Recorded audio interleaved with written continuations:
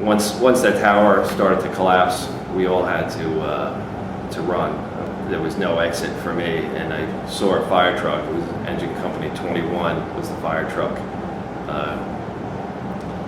And I saw a door open in the cabin. There was another emergency worker that was immediately in front of me. This was all happening in seconds. He basically dives underneath the fire truck, and I jump into the fire truck cockpit. And all this time, this is when we're getting pelted with the debris from the top floors that were starting to come down. I took my first breath of air, and unfortunately my first breath of air was just solidified cement. The building had collapsed on the rear end of the fire truck, blowing out all the windows. At that moment, I took a gasp of air, and it was just cement.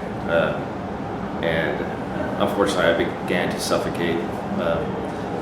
I started to pad around in the fire truck through the debris, and while the tower was still collapsing on the back of the truck, knowing that I only had a few seconds, I found a fireman's mask.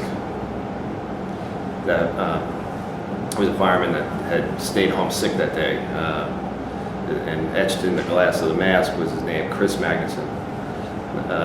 But I put that mask over my face, and that's what saved my life.